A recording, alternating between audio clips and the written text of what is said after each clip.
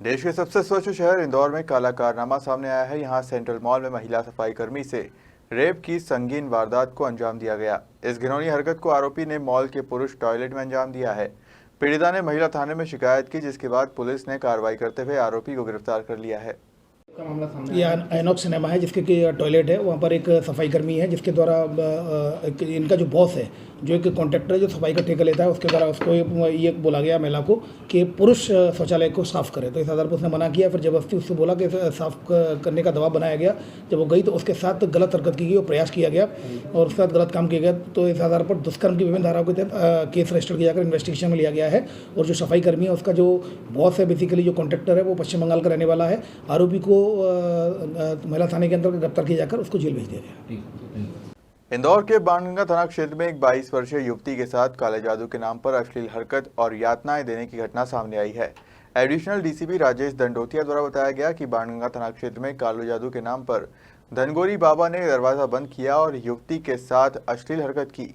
युवती के शोर मचाने पर जब परिजनों ने दरवाजा खोला तो आरोपी धनगोरी बाबा मौके से फरार हो गया। युवती की शिकायत पर पुलिस ने मामला दर्ज कर आरोपी की तलाश शुरू कर दी है। थाना बाणगंगा क्षेत्र में 22 वर्षीय युवती के द्वारा थाना बाणगंगा आकर रिपोर्ट की कि उसको काला जादू के नाम पर उसको एक कमरे में बुलाया गया। एक वहाँ पर एक सोनू और उसकी मां बैठी हुई थी और उनके द्वारा गेट लगा दिया गया। उसके बाद सोनू ने एक जो उसकी जीप पर एक कपूर रखकर और आग लगा दी थी, जिससे कि उसके काफ़ी चोट आई है। उसके साथ फिर गलत तरीके से उसके साथ अश्लील हरकत करने लगा, हाथ फेरने लगा।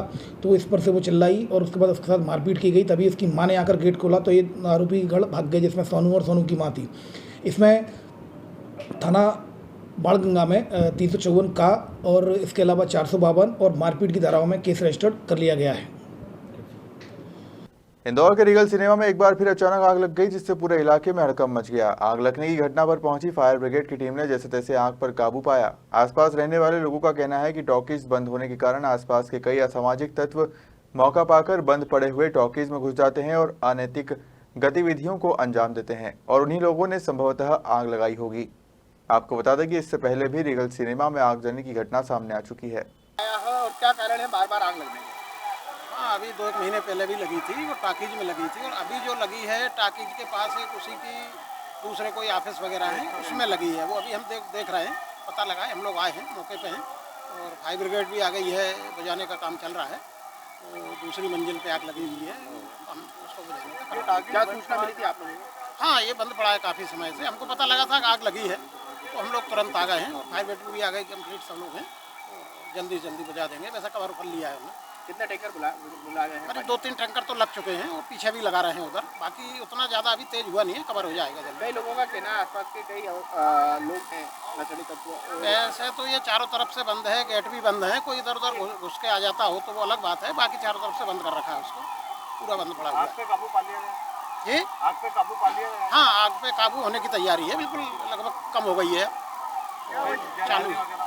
जी, कोई जानहानि वगैरह? नहीं, कोई जानहानि नहीं है, अंदर कोई रहता भी नहीं है, जानहानि का तो प्रश्न ही नहीं बनता। नहीं, पहले भी लगी है, सही है। तो कोई अब कैसा है, ये तो जांच का विषय है, अपन जांच करेंगे तो पता लगेगा उसका। ठीक है, आपका नाम?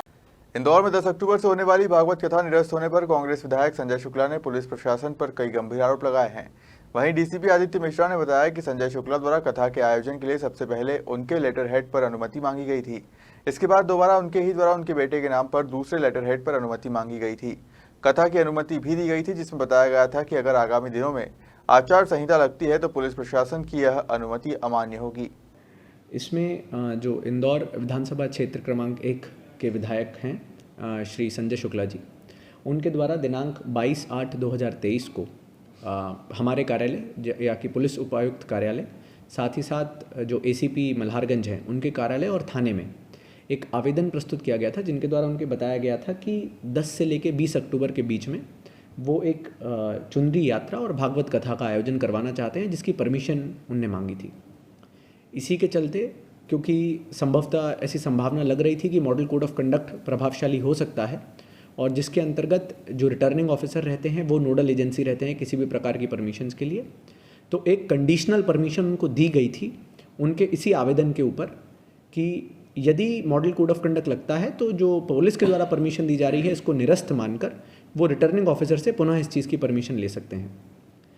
उनके द्वारा अभी पिछले महीने इस आवेदन के बाद एक और आवेदन दिया गया था जिसमें एक दूसरे पक्ष के नाम से या उनके जो सुपुत्र हैं उनके नाम से आवेदन था, परंतु क्योंकि कार्यक्रम के संबंध में उन्होंने पहले ही अपने लेटर हेड पे लिख के परमिशन मांगी थी, तो पुलिस ने उसी के अनुसार उनको परमिशन दी थी। देखिए, मैं जैसे आपको बता रहा हूँ, हमारे पास भी उन्होंने जो खुद उनके लेटर हेड पे उन्होंने पत्र जारी किए थे और हमसे परमिशन के लिए मांगा था। ये 22/8/2023 का पत्र है, विधायक जी, माननीय विधायक जी के लेटर हेड पे पत्र है, जिसमें उन्होंने खुद परमिशन मांगी थी।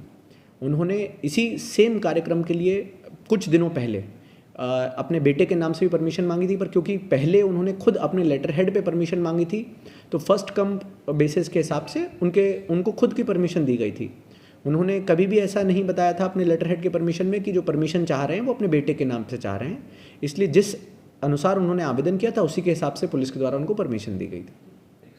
जीआरपी पुलिस को रतलाम में चेकिंग के दौरान बड़ी सफलता मिली, जिसमें पुलिस ने प्लेटफॉर्म नंबर 4 पर फुट ओवर ब्रिज के नीचे एक व्यक्ति को पकड़ा, जिसकी तलाशी लेने पर 1 किलो से ज्यादा आभूषण बरामद किए, जिनकी कुल कीमत लगभग 85 लाख रुपए बताई जा रही है।